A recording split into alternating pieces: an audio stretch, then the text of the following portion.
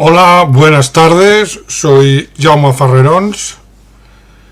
La siguiente grabación será una continuación de la serie ¿Qué es el fascismo?, donde intento explicar por qué el fascismo ha sido calificado, y esto es un hecho sin parangón en la historia humana, por qué una ideología política, aunque sea derrotada, haya sido calificada de mal absoluto, es decir, ha sido estigmatizada, criminalizada y diabolizada. Es decir, que el fascismo representa en las sociedades laicas modernas, o supuestamente laicas modernas, el mismo papel que en las sociedades teocráticas representa el diablo. Ya he explicado también que este etiquetamiento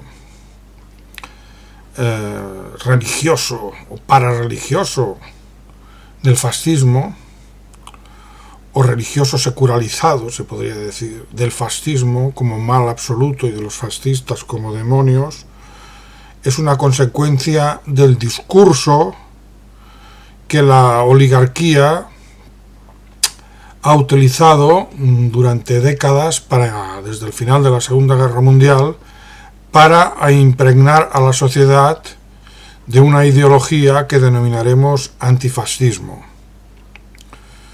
El antifascismo consiste en eso, en la identificación del fascismo con el mal absoluto y de los fascistas con una especie de demonios. Y esto solo ha podido hacerlo cambiando el significado de la palabra fascismo, que en principio es el de una ideología política, hasta convertirlo en el equivalente de violento, malo, intrínsecamente perverso. Solo ha podido hacerlo, repito, porque la oligarquía es aquella parte de la humanidad que solo representa al 0,1% de la población, pero controla la mayor parte de la riqueza mundial. Y además de la riqueza, porque yo sí tengo dinero y soy millonario, aquí no estamos hablando de millonarios, sino de billonarios, pero es que incluso esa calificación se quedaría corta por lo que voy a decir ahora. Teniendo dinero te puedes comprar coches, te puedes comprar pues una mansión, un yate, pero cuando compras un medio de comunicación, además de un valor económico, adquieres un poder, que por ejemplo un coche no te da. Y si controlas los bancos, también tienes un poder. Si controlas una cadena de televisión, y todas las cadenas de televisión, si controlas compras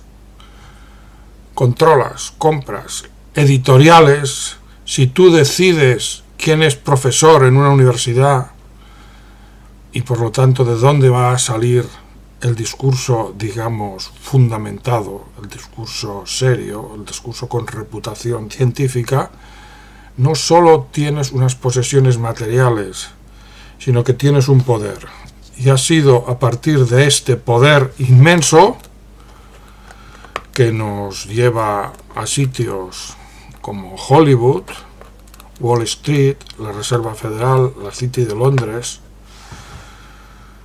etcétera, se ha podido producir esta reversión semántica, esta reescritura del término fascista y fascismo hasta identificarlo con el mal absoluto. O sea, aquí se ha invertido mucho dinero y han jugado los poderes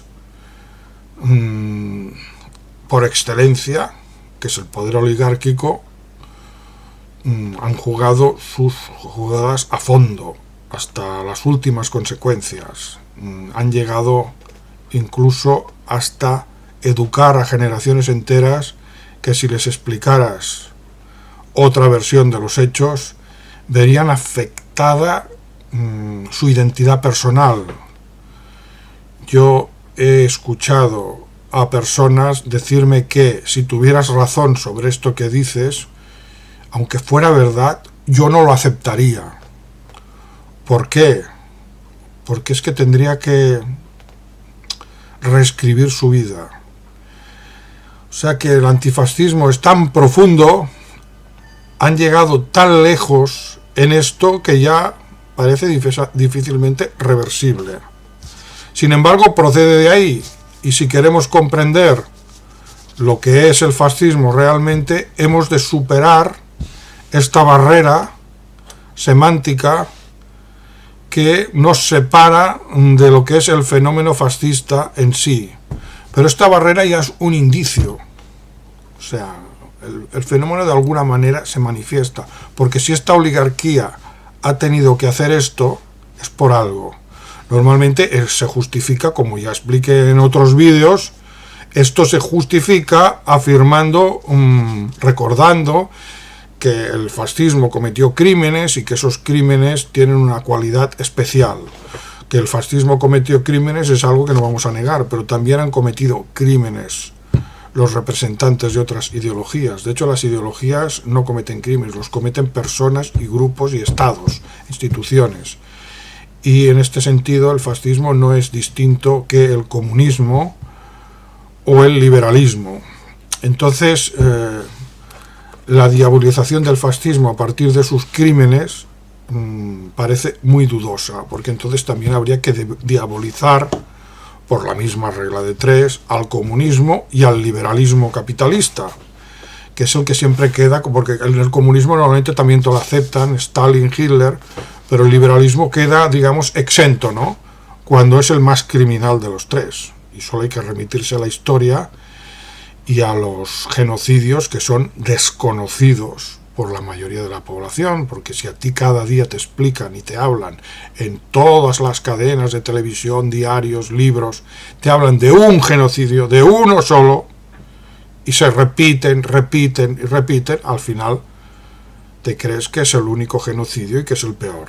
Luego está la cuestión de que el genocidio perpetrado por los fascistas tiene una cualidad especial, pero no han sabido explicarnos cuál.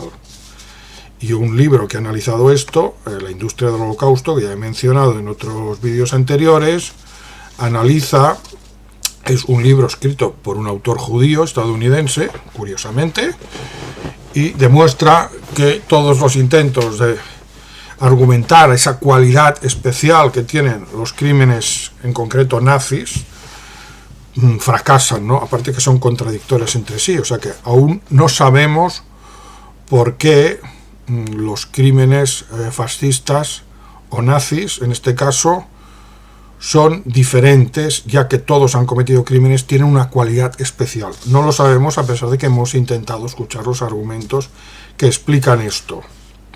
Algún día entraré en la cuestión, pero ahora no es el tema.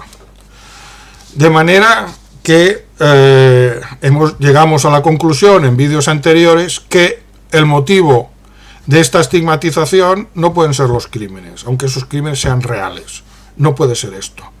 Entonces hay algo, y es ese algo lo que queremos saber. ¿Por qué nos ocultan esto? ¿Por qué esta diabolización basada en una razón que es solo una coartada? ¿Por qué hay algo que a la oligarquía no le interesa que sepamos sobre el fascismo? Y visto que la oligarquía ha mentido, porque conocemos, después de la Segunda Guerra Mundial nos podían prometer el paraíso, ¿no? Que iba a haber un mundo regido por los derechos humanos, un mundo de paz y prosperidad, bla, bla, bla. Pero ¿cuánto tiempo ha pasado desde la derrota del demonio Hitler? Pues ha pasado mucho tiempo, han pasado ya más de 70 años, ¿no? ¿Y qué mundo hemos tenido? Ese mundo empezó con Hitler ya derrotado con el lanzamiento de 2 bombas atómicas sobre el Japón. Fue lo siguiente después de acabar con el demonio Hitler. 2 bombas atómicas contra la población civil. Una contra Hiroshima y luego, de propina, la de Nagasaki. Y a partir de ahí empieza la historia del paraíso que conocemos hasta la actualidad. Hasta, por ejemplo, las famosas armas de destrucción masiva y el saqueo y destrucción total del Estado iraquí en beneficio del Estado de Israel. Entre Hiroshima y esto tenemos las pruebas de que la oligarquía miente sistemáticamente de que la oligarquía es criminal, de que no podemos fiarnos de la versión de los hechos que la oligarquía nos ha vendido durante décadas, y por lo tanto podemos sospechar que detrás de esta criminalización del fascismo hay algo que nos ocultan, porque si han mentido con el tema de las armas de destrucción masiva, por ejemplo, o la autoría del 11S y del 11M, etcétera, ¿por qué no tienen que haber mentido sobre lo que fue realmente la Segunda Guerra Mundial? Sería lógico pensarlo, ¿no? Sería al menos razonable. En esto, los autores críticos de izquierda, que son anticapitalistas y son hipercríticos con el liberalismo, con el poder imperialista estadounidense, pues son muy contradictorios, porque lo cuestionan todo, pero cuando llegan al tema del fascismo, acatan punto por punto el discurso oligárquico y del gran capital, como dicen ellos, sobre el fascismo. Ahí sí que el gran capital dice la verdad, ¿no? Solo en eso. Qué curioso, ¿no? Qué curioso. Y esto lo encontraremos en muchos críticos de izquierda, ¿no? Que tú los lees, dices, estoy de acuerdo en todo, vas avanzando en el libro, y entonces cuando llegas al final del libro, llega el momento de sacar las conclusiones, te dicen que el gran capital, pues es un sistema fascista. Y dices, a ver, o sea, fascista, con esto quieres calificar al gran capital como el mal absoluto, ¿no? ¿Y qué utilizas? El término fascista, que forma parte del código simbólico del gran capital. O sea, ¿cuál es tu crítica si al final lo que haces es remachar todo el discurso ideológico de la oligarquía? ¿Para qué todas estas críticas si al final dices que los Estados Unidos son muy malos y son ya casi como Hitler? Casi significa que son menos. O sea, en pocas palabras, que Hitler es peor. ¿Esas eran todas tus críticas? Pues vaya críticas, ¿no? La oligarquía puede estar satisfecha de tener a estos críticos que confirman, remachan la clave de bóveda de su discurso y de su código simbólico, que es el antifascismo. Con lo cual se plantea la pregunta de cuál es la ideología de la oligarquía. Y aquí nos encontraremos con cosas curiosas, ¿no? Para ilustrarlo pondré un ejemplo muy sencillo. Los críticos de la oligarquía normalmente no analizan lo que es la oligarquía y lo que hace, y a partir de ahí concluyen cuál es la ideología oligárquica, y por lo tanto se pueden prever sus planes y anticiparse y combatirla, ¿no? Porque para eso queremos conocer la ideología oligárquica, para defendernos de ella, para saber lo que quieren hacer y para poder identificar sus estrategias, porque la oligarquía, una de sus características es que está oculta, no es un imperio, es un sistema oligárquico, es un dispositivo de dominación con unas características propias. Entonces, como digo, en lugar de observar lo que hace, lo que proclama la oligarquía, sobre todo sus prácticas, para saber lo que piensan y por lo tanto anticiparnos a ella y combatirla, lo que hacen es proyectar una especie de versión simétrica de sí mismos para identificar a esta oligarquía que ya se acepta que es malvada, que es porque ha cometido crímenes. La propia oligarquía sabe que tiene esa fama, esa reputación criminal, lo sabe y juega con ello. Y entonces lo que hace el crítico es construir una oligarquía a partir de su propia ideología, invirtiéndola. O para poner un ejemplo muy sencillo, como he dicho antes, un ejemplo que clarificará lo que quiero decir. Si el crítico de la oligarquía es del Barça, la oligarquía tiene que ser del Real Madrid, ¿no? O a la inversa. Si el crítico es del Real Madrid, la oligarquía ha de ser del Barça. porque el crítico es crítico de la oligarquía, y la oligarquía no puede ser como es él, no puede compartir nada. Tiene que ser lo contrario de lo que es él, porque parte de la base de que él es bueno. Si la oligarquía es mala, ha de ser de ideología simétricamente invertida a la suya. ¿Qué consecuencias tiene esto? Pues bueno, ya hemos puesto un ejemplo de estos críticos de izquierda.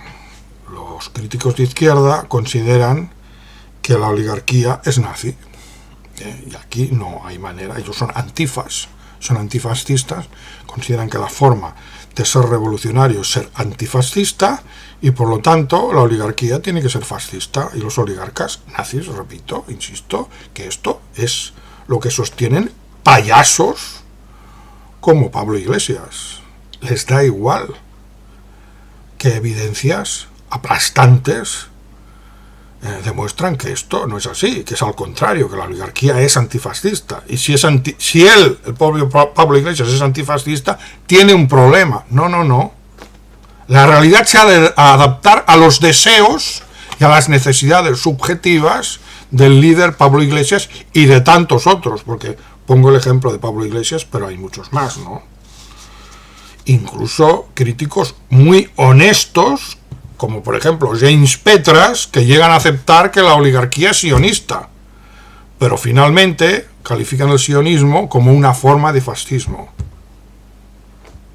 Y están introyectando el lenguaje, el discurso, el código simbólico, como he dicho ya antes, de la oligarquía.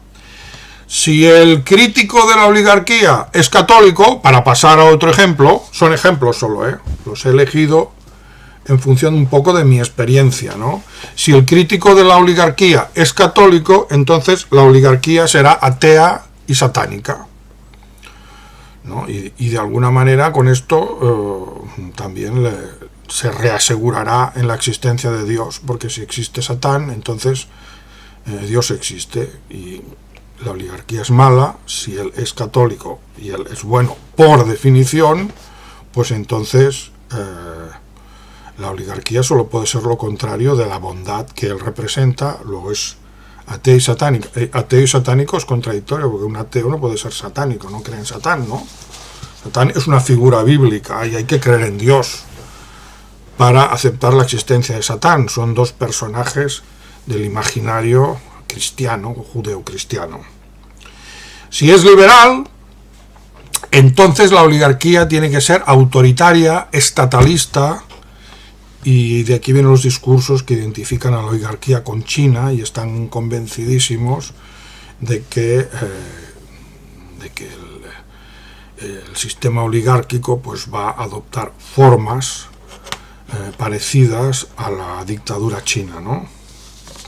Cuando en realidad, por motivos en los que ahora no entraré, pero que ya argumentaré en otros vídeos, lo que quiere la oligarquía es una gobernanza mundial sin Estado, donde el poder se ejercerá a partir de entidades privadas, y las naciones habrán dejado de existir o se convertirán en unidades meramente administrativas sometidas a megacorporaciones tipo YouTube, por cierto, hola, Google, Facebook. Facebook es el ejemplo por excelencia de lo que nos espera, ¿no? Es esas normas comunitarias y esas sanciones constantes por haber vulnerado las normas comunitarias, donde te sancionan no sabes por qué, donde si pones una fotografía de un soldado alemán acariciando a un perro te sancionan, donde pueden vulnerar sus propias normas y no pasa nada porque te cierran la cuenta y se acabó. Todo esto es el mundo que nos espera. Sin embargo, el liberalismo nos protege de los abusos del Estado, como si solo el Estado pudiera cometer abusos. Una mafia no es el Estado, y comete abusos. Un Estado aún puedes, si es un Estado al menos democrático, puedes elegir hay unas normas, hay unos jueces, hay una separación de poderes, y puedes elegir a tus representantes políticos. De alguna manera aún puedes hacer algo, pero contra lo que te haga Facebook no puedes hacer nada, contra lo que te haga una mafia no puedes hacer nada. Y el mundo hacia el que vamos es una especie de sistema feudal con esas entidades privadas, con todo privatizado, incluida la defensa, donde tendremos ejércitos de mercenarios, seguratas, no habrá policía, y donde todo, absolutamente todo, estará privatizado. Y entonces nos quieren hacer creer que con eso el individuo será libre. No. El individuo será aún más oprimido que en las sociedades estatales donde reinó durante un tiempo la democracia, o un amago de democracia, que es lo que hemos tenido. La finalidad de la oligarquía es acabar con las naciones y las comunidades nacionales, excepto una, y crear algo que ellos llaman la humanidad, que es un crisol de razas, culturas, que al final es cero, donde los individuos están aislados y por lo tanto son débiles, porque un individuo aislado es más fácil de dominar que un grupo, que una organización, que un partido, que un estado, que una nación. Y ellos fomentan el individualismo. La oligarquía no es estatalista por mucho que los liberales lo pretendan. La oligarquía, a pesar de los delirios paranoicos del señor liberal Anthony Sutton, no será un sistema estatalista, será una gobernanza mundial sin Estado. Pero el liberal ha de proyectar su inversión simétrica, y con que él es bueno, y eso se da por supuesto, porque aquí siempre se parte de la base de que uno es bueno y por lo tanto la oligarquía, que es mala, ha de ser lo contrario, que soy yo, pues la oligarquía ha de ser totalitaria. Y luego hay mezclas y combinaciones, ¿no? Porque Sutton, que es el liberal, también te dice que son nazis, y en fin, hay todo tipo de cócteles, pero siempre se rigen por la misma norma, que es la norma de la inversión simétrica del crítico. Si es de derechas, la oligarquía es de izquierdas.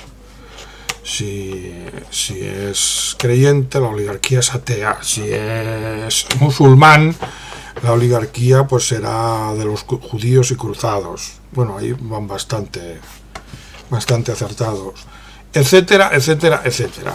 Entonces, la cuestión es, ¿podemos conocer la ideología de la oligarquía de forma objetiva sin incurrir en esa inversión simétrica? Es decir, ¿podemos tener una visión objetiva de la oligarquía y luego en función de eso decidir cuál es nuestra ideología? Porque si la oligarquía es de esa ideología, pues habrá que combatir esa ideología. Pero primero hemos de saber cuál es realmente esa ideología, qué es lo que quiere y lo que piensa la oligarquía.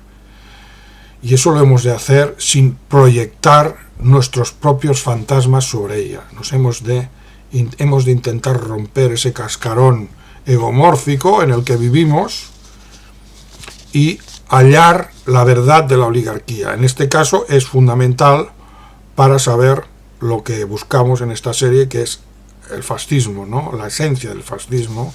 Queremos saberlo, y para saberlo hemos de saber qué piensa la oligarquía. Y lo primero que sabemos es que la oligarquía es antifascista. Esto es una evidencia innegable. Luego tendrá otros rasgos ideológicos que podemos ir añadiendo, pero en principio nos quería plantear el problema de cómo llegamos ahí.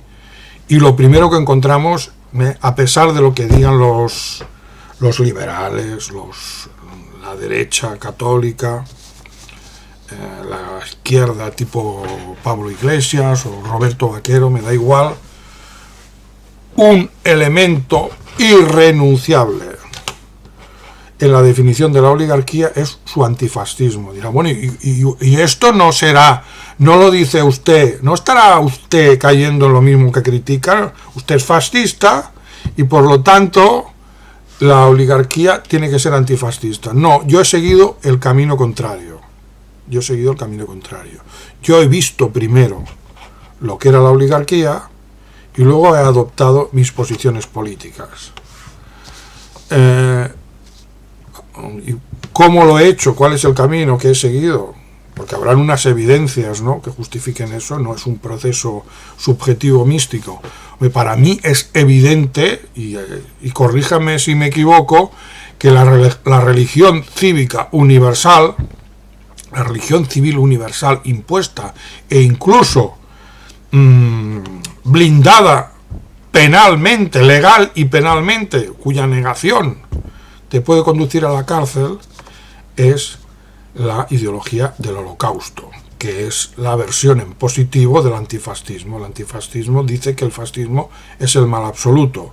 La ideología del Holocausto, la religión civil universal del Holocausto, te dice por qué. ¿Por qué es el mal absoluto? Porque los nazis asesinaron a los judíos y esto es el peor genocidio de la historia y es el mal. Es el mal. No es algo que hicieran, pero es su esencia. O sea, cuando un liberal tira la bomba atómica, no es su esencia tirar la bomba atómica. Cuando un comunista monta un gulag, su esencia no es montar un gulag, es algo que ha sucedido, simplemente, y ya está. Pero el fascismo es lo que hicieron los nazis con los judíos y es el mal absoluto. Ustedes me pueden negar que esta es la ideología universal, al menos en el hemisferio occidental, que es casi decir todo, y habrá una versión china, no la he estudiado, pero seguro que la hay. O sea, ¿alguien puede negar que la religión civil del Holocausto es la ideología universal, que tú, en teoría, en el mundo liberal, puedes ser lo que quieras, incluso si te sientes mujer, eres mujer, y si te sientes jirafa, eres jirafa. Puedes insultar a Dios, puedes hacer lo que quieras y pensar lo que quieras, pero hay una cosa que no puedes hacer, ni pensar, ni decir. Y entonces eso es lo que se ha instaurado, está institucionalizado a nivel oficial y blindado penalmente. ¿Alguien puede dudar que el antifascismo es al menos uno de los componentes de la ideología oligárquica? Me parece que negar eso es negar que el cielo es azul.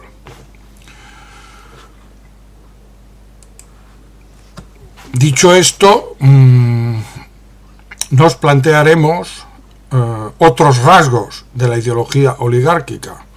Esto he querido exponer aquí la problemática de una definición de la ideología oligárquica como requisito para llegar a comprender lo que es el fascismo. Si la ideología oligárquica, aceptemos, al menos hipotéticamente, que uno de sus rasgos esenciales es el antifascismo, y que la versión en positivo de ese anti, de esa gran negatividad, de ese no al fascismo, es la ideología del Holocausto, donde las víctimas son los judíos, podemos hipotéticamente también pensar que el judaísmo tiene algo que ver con esto. Y entonces quizá podamos consensuar algo que será menos disputado, ¿no? Y es que la oligarquía es sionista. Aquí podemos encontrar acuerdos entre gente de izquierdas como James Petras, y los que sigan a James Petras te aceptarán que la oligarquía es sionista. Puedes encontrar católicos y creyentes que te acepten, sobre todo en el campo católico. Cuando vas al fundamentalismo evangélico, la palabra sionismo adquiere una connotación positiva. Pero sí que puedes encontrar creyentes que te digan que la oligarquía es sionista. Luego, como definan el sionismo, será otra cosa. Y en cuanto a los liberales, pues algún liberal, en la medida en que es antinacionalista y la oligarquía aplica políticas imperialistas de apoyo al Estado de Israel, y el sionismo es una forma de nacionalismo, algún liberal puede entender que la oligarquía opresora, esta oligarquía que todos reconocemos como el más grave problema actualmente de la humanidad, pues puede ser sionista. Entonces el sionismo es un nacionalismo y tiene versiones de derechas y de izquierdas. Entiendo que el sionismo puede ser un punto de partida para empezar a desarrollar qué es la ideología oligárquica. Entonces yo les planteo esa posibilidad que ya abordaremos en otro vídeo. Este solo era para constatar la problemática, esto es un tema importantísimo, de caracterizar la ideología oligárquica y de entender por qué el fascismo es para esa ideología el mal absoluto. Lo que nos llevará algún día a comprender qué es realmente el fascismo, qué es la finalidad de esta serie de vídeos, porque la conclusión a la que llegaremos, que he de justificar y justificaré, es que lo que la oligarquía califica de fascismo, no su descripción, sino lo que intenta ocultar, es la única alternativa al dominio y a la opresión oligárquica. Evidentemente, fascismo no es lo que ellos dicen que es, sino algo que yo explicaré a partir de esta crítica. O sea, es algo que tenemos que reconstruir a partir de toda esta fenomenología del poder oligárquico. Detrás está la verdad del fascismo, la verdad que puede ser vital para nuestro futuro y que yo me he propuesto, y me baso en una tesis doctoral que he ganado ante un tribunal de la Universidad de Barcelona, una universidad importante, ante un tribunal hostil.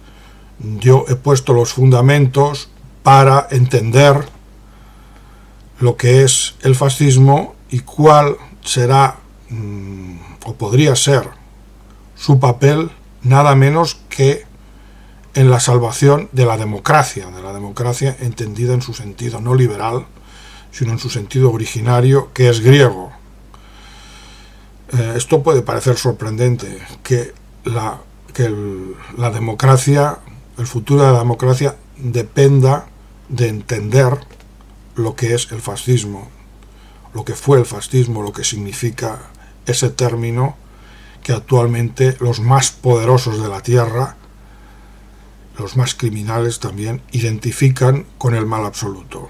Pues bien, a ello vamos. Este es un vídeo de transición hacia el próximo vídeo, que abordará la cuestión del sionismo como ideología de la oligarquía. Gracias por escucharme y hasta la próxima.